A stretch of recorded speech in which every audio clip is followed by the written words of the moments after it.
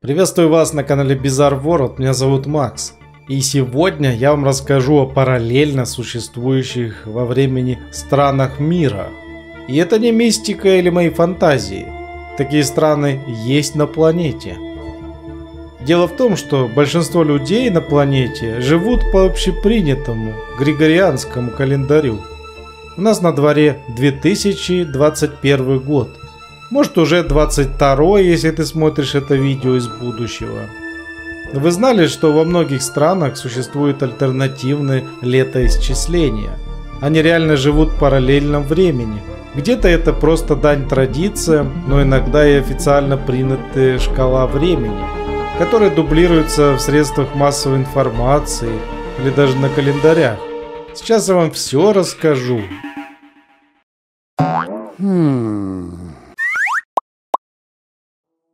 Итак, начнем мы с Таиланда.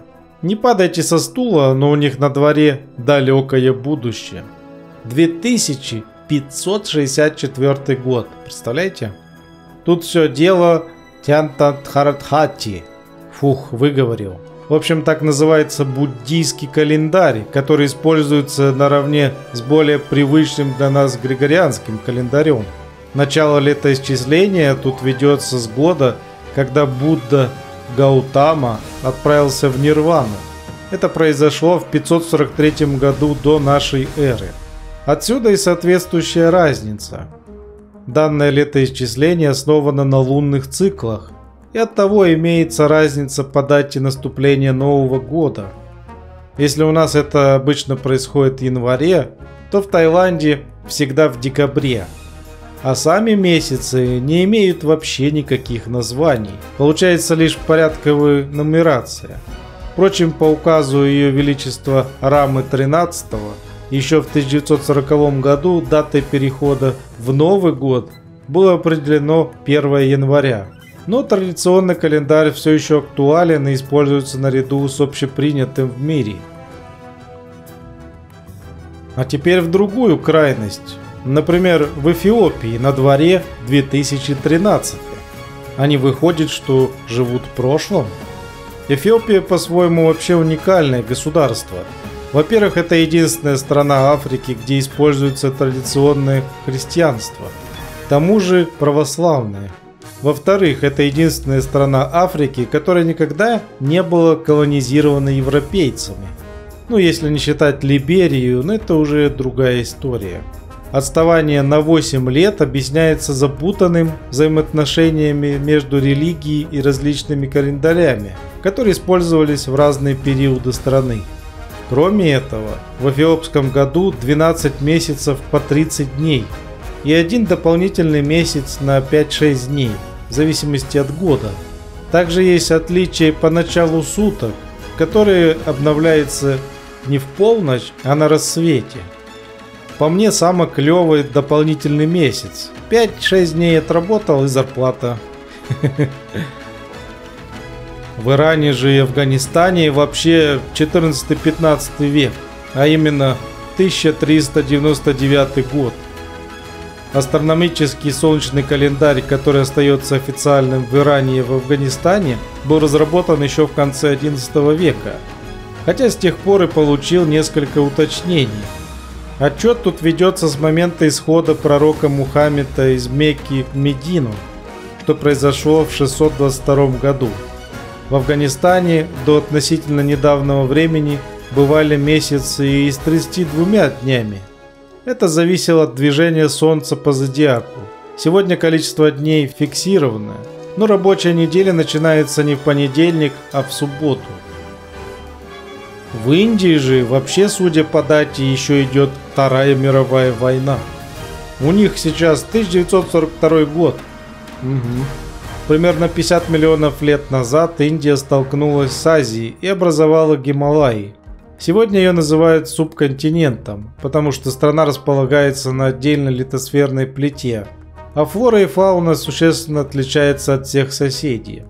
Они же не местные как бы. Также и Индия гордо носит статус самостоятельной цивилизации, состоящей из сотен разных народностей. У большинства из них есть собственные религиозные воззрения и отношения к истории. Поэтому потребовался единый для всех календарь, в основу которого легла эра Сакка. Отчет идет здесь с 15 марта 1978 года, когда царь Шаливахана поднял народное восстание, разгромил полукочевые племена саков, чем обеспечил Индии независимость.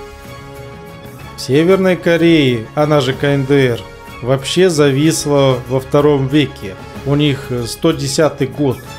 Дело в том, что вечный президент Корейской Народной Демократической Республики Ким Ир Сен родился в 1912 году.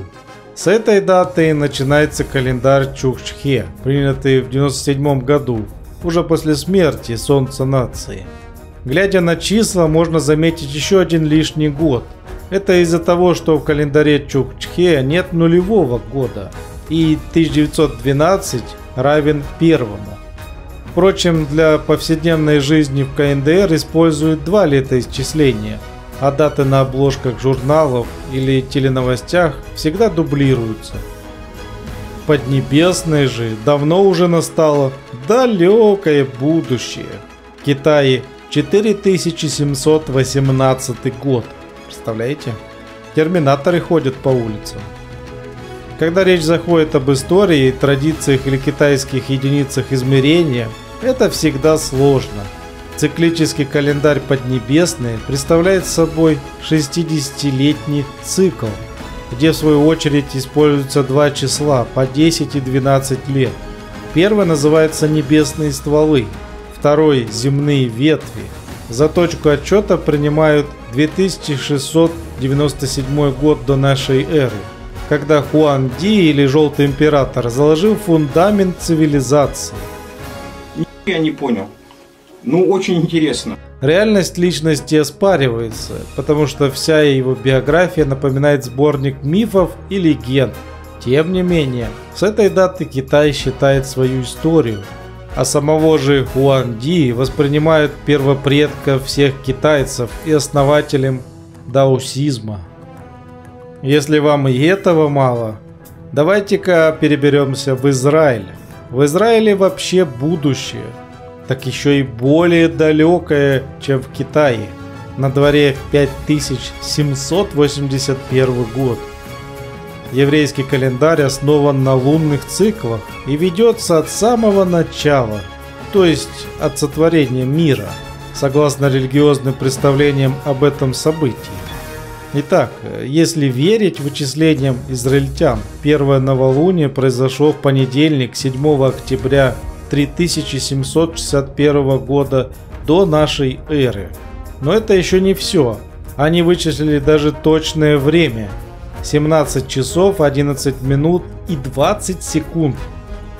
Новый год же начинается в конце сентября, в начале октября. Здесь крайне важна конкретная дата, потому что от нее зависит, будет ли год правильным, достаточным или недостаточным. Этот праздник, кстати, отмечается 2 дня подряд. Выходит, что де-факто некоторые страны застряли в прошлом, а некоторые далеко ушли в будущее. Хотя фактически мы все находимся в одном времени. Забавно это, правда? Ставь лайк, если тебе понравилось видео, подписывайся на канал Bizarre World, чтобы не пропустить новые интересные выпуски. Ну и пишите в комментариях, что вы думаете по поводу увиденного. А у меня на этом все. Всем спасибо. Пока-пока.